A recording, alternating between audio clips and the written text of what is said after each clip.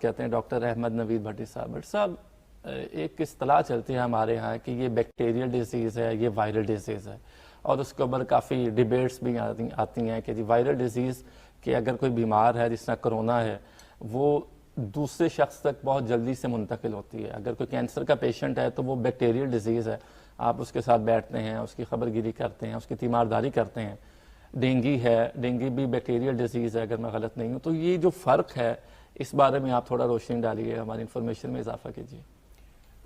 دیکھیں بیماریاں صرف بیکٹیریا اور وائرس سے نہیں ہوتی, اس میں اور بھی چیزیں رول پلے کرتی ہیں, جس میں آپ جیسے یہ سیلاب کی ہم بات کر رہے ہیں تو وہاں پہ جہاں پانی کھڑا اور لوگ جو زیادہ تر پانی کے اندر رہ رہے ہیں یا جو آ جا رہے ہیں پانی کے اندر, ان کے اندر فنگل انفیکشنز کا بھی بہت زیادہ چانسز ہو جاتے ہیں. جی ٹھیک ہے. تو بیسیکلی وائرس اور بیکٹیریا دو مختلف جو ہیں جراثیم ہیں جو آپ کے اندر بیماری پھیلا سکتے ہیں, جو آپ پوچھنا چاہ رہے ہیں. تو اس میں وائرس جو ہیں وہ ٹوٹلی ڈفرینٹ طریقے سے کام کرتے ہیں, اور بیکٹیریا ایک اور طریقے سے آپ کے اندر جسم میں ٹرانسفر بھی ہوتے ہیں اور کام بھی ان کا جو آپ کو بیماری پھیلاتے ہیں وہ اور ڈفرینٹ ہے موڈ.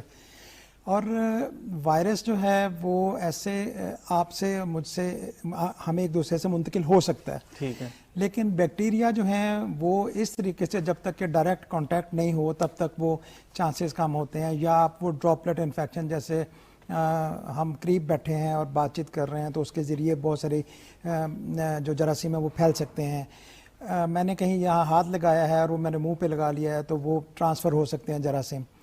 بیسیکلی وائرل ڈیزیز جو ہے وہ جب جسم میں داخل ہوتی ہے تو اپنا اس کے خلاف ایک جسم قوت اینٹی باڈیز بنتی ہے جسے ہم قوت مدافعت کہتے ہیں, وہ ڈیولپ فوج ڈیولپ ہو جاتی ہے جو اس کے خلاف لڑتی ہے.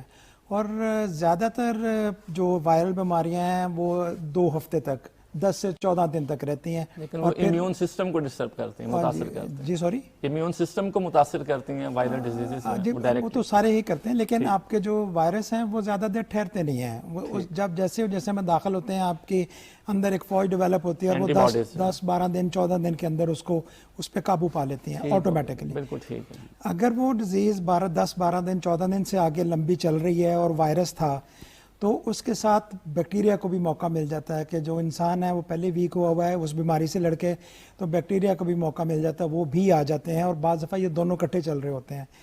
تو وائرس جو ہے یہ ڈینگی کی آپ نے کہا, تو ڈینگی ایک وائرل جو ہے وہ بیماری ہے, یہ وائرس کے ذریعے پھیلتی ہے. اور جو باقی جو ہماری جیسے بیکٹیریا ہیں, جیسے آپ کو نزلہ زکام ہوا وائرس کی وجہ سے, فلو ہوا وائرس کی وجہ سے, اب اس کے اندر آپ کے اگر وہ 10-12 دن میں قابو پا لیا آپ کی باڈی نے تو ٹھیک ہے, اگر اس کے ساتھ بیکٹیریا ایڈ ہو گیا تو آپ کو سائنوسائٹس ہو سکتا ہے.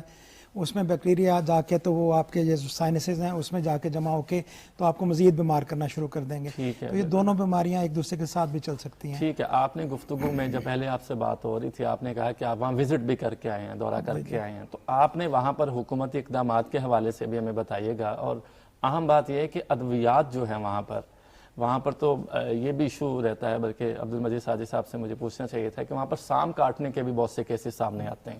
اب اس کی ویکسین الگ ہے, کوئی کرونا کا پیشنٹ ہے اس کی ویکسین الگ ہے, ڈینگی کے پیشنٹ کا الگ طریقے سے علاج کیا جائے گا. تو یہ جو حکومتی اقدامات ہیں اور جو آپ لوگوں کی ٹیمز ہیں وہ اس چیز کو میک شور کرتی ہیں کہ ہر ایک کو اس کی بیماری کے حساب سے تو ڈیفرینشیٹ کیا جائے گا اور پھر اس حساب سے اس کا علاج کیا جائے گا.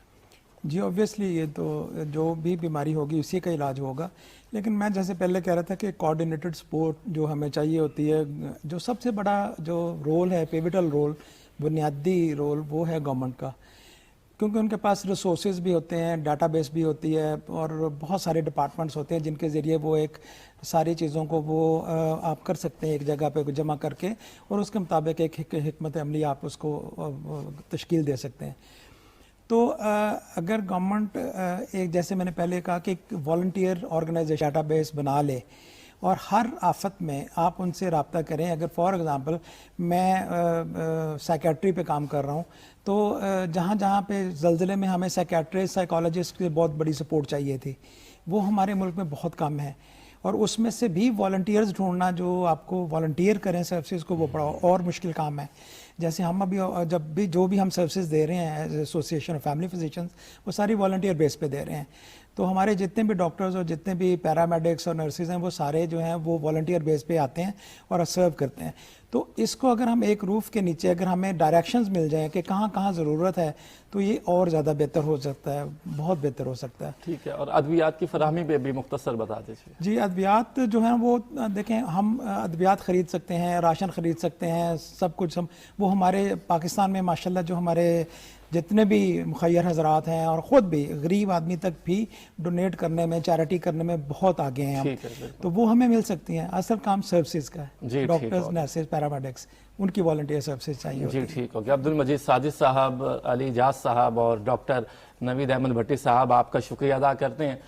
آپ جانتے ہیں کہ پاکستان میں اس وقت سیلابی صورتحال ہے اور ہم اس سے نبرد آزما ہیں, اور امید یہی ہے کہ مستقبل قریب میں حکومتی اقدامات یقیناً قابل تعریف ہیں اور بہت جلد ہم اس سچویشن سے باہر آ جائیں گے اور اپنی معمول کی زندگی کی جانب گامزن رہیں گے. اس کے ساتھ ہی پروگرام کا وقت اپنے اختتام کو پہنچتا ہے. اپنے میزبان کامران ارشد کو دیجیے